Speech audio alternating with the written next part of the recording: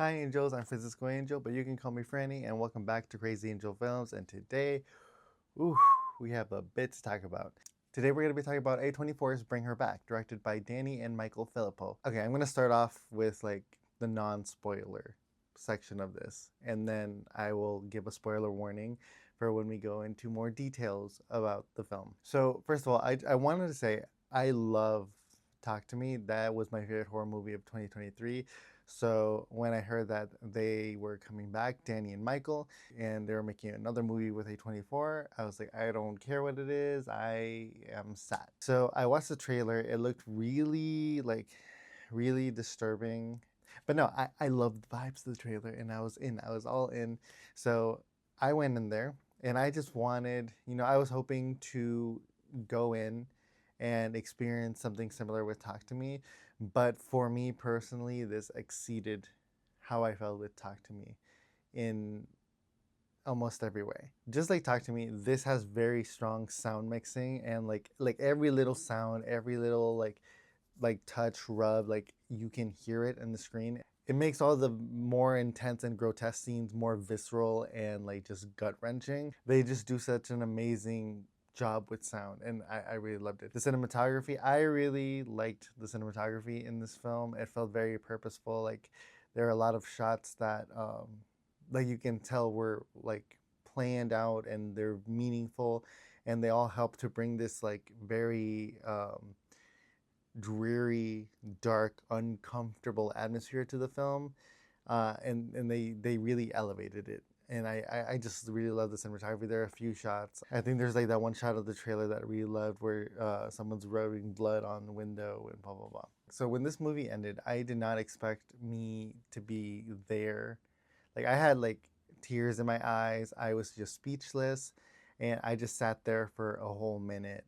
And kind of just like was processing everything that I had just like watched on screen. I was just in complete and utter awe.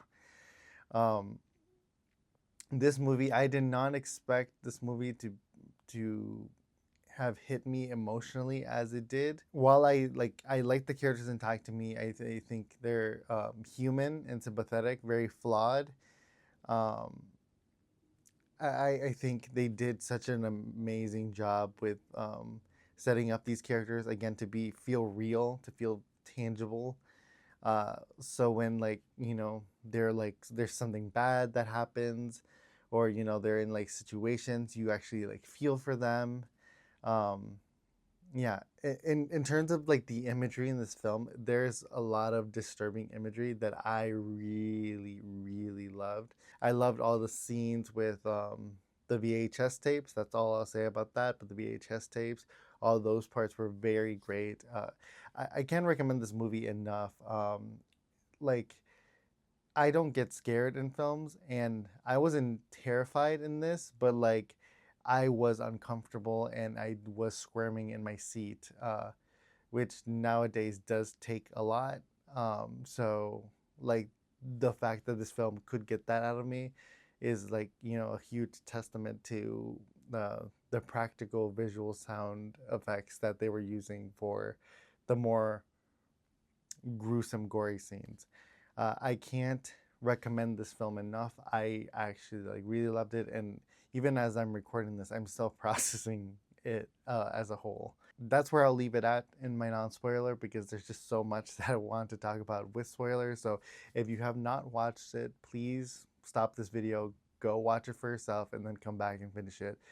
I didn't think nothing was gonna top Sinners for me personally, but like this became my favorite horror movie of this year so far. On to spoilers. You've been warned. Get the fuck out.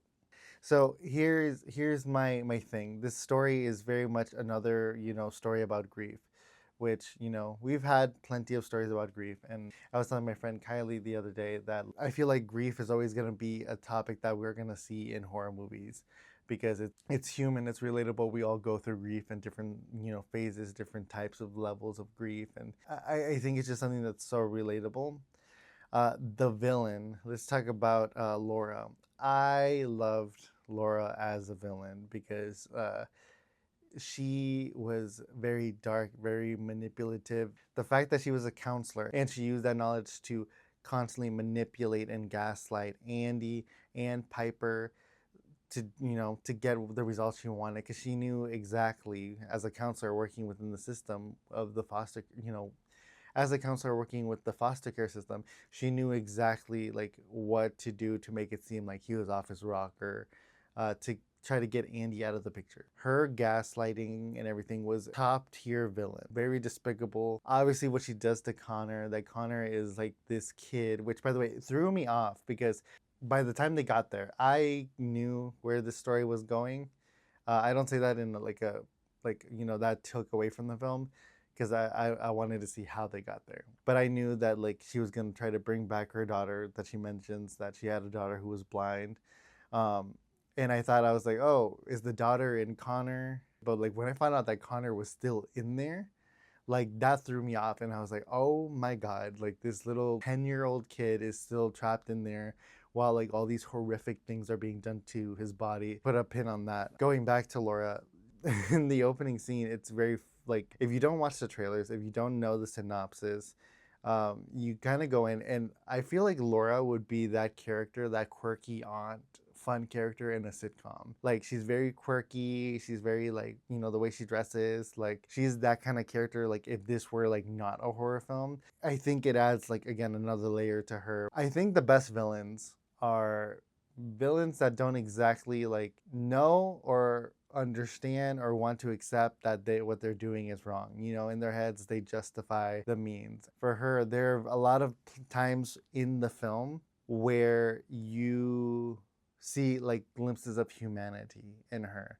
One of them is when she's having that conversation with Andy, and she's very honest about how she hasn't dealt with the grief, and that she would do anything to just hear her daughter like call her mama again. The other is when she gives Piper Kathy's old cardigan, and she's trying to like, get her to say that she'll stay with her after Andy turns 18. She won't go with Andy, she'll stay with her, and keep trying to get her to call her mom. You can see that she's trying, like in her head, she doesn't want to, go through with this ritual to bring her daughter back, because she in her head she's like, oh, this will satisfy my grief, like, well, let's do this instead. But when Piper says like, no, but like we can come visit you and blah blah blah, like you can almost see like the pain in her face, where like she's thinking about how like now she's gonna have to do it, like this could have been a way out for her. The other scene was like when she's talking with her coworker, her friend of years, that social worker, and she's like begging her, like, please, please, I need her, blah, blah, blah.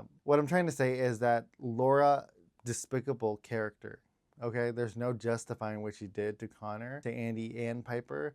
Because in reality, bad people don't always have bad moments. So I like that this film showed like good moments, because to me that's realistic. Let's talk about Andy. I was so sad when Andy died. I was in denial for a bit. I thought two things. I thought that Andy was gonna show up, like that he didn't die and was gonna help. That was until I heard Connor mimic his voice, and I was like, oh shit, he took a chunk out of him. The other thing I thought was like, is she gonna put Kathy into Andy's body? But then I was like, no, she wouldn't do that, because like she wants Piper, because Piper, like, is a girl, she's blind like her daughter was. So I was like, no, no, like I thought that initially because she drowns him. But I was like, no, they wouldn't do that. The scenes between him and Laura, and when Laura's trying to gaslight him, which by the way, her pissing in a fucking jar and then putting that shit like on him to like, make him think that he's like pissing himself.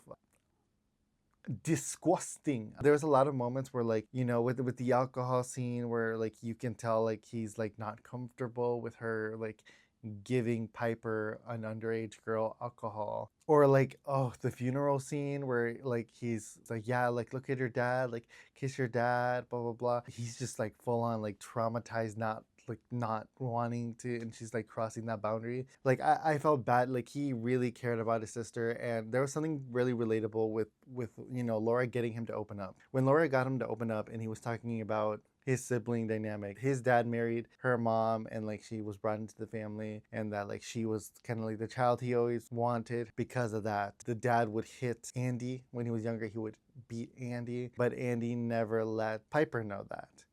He protected Piper in that way, because his dad never hurt her. She was the preferred child. But she had no idea, and like, you know, she has this image in her head about what her dad, who her dad was, that he was this great man. Um, and he decided to protect her from that. But even in that, there is some resentment that, like, you know, of this injustice of like, this is happening to me, and like, it's not fair that I'm the only one who has to go through it. There's a little bit of resentment that he admits to, which is something that for me is very relatable, being the older sibling, of having gone through certain things with family where your younger sibling gets let off the hook for a few things, and then there's like that resentment, like, damn, it's just me. So that part was very tangible and believable for me. But he, you know, he was trying his best. Like, I felt so bad for him. This being a film about grief, it really like left me destroyed and feeling an ounce of that grief inside me. That's why I think I was just so, it was just a lot, and it was like a gut punch at the end. And I was just there, like, not being able to say something. I felt so bad for everyone. And I think Connor, within the metaphor of grief, I think Connor, you know, represented the grief itself, something that's all consuming and destroys everything around Laura. Michael and Danny are very good at making up like lore, coming up with creative lore. Just like Talk to Me and how they, like, you know, put a twist on demonic possession. The aspect of this cult, and that they have a way to resurrect people, and they believe that the soul remains in the body for a few months after its death. That whole piece of lore, interesting. I loved it. I love the VHS tapes. They were very eerie, very disturbing. I loved it. I loved it. Yeah, it was just very visceral. Everything Talk to Me did, this does it times two. And for me, that worked. That is my review about Bring Her Back. Have you watched Bring Her Back?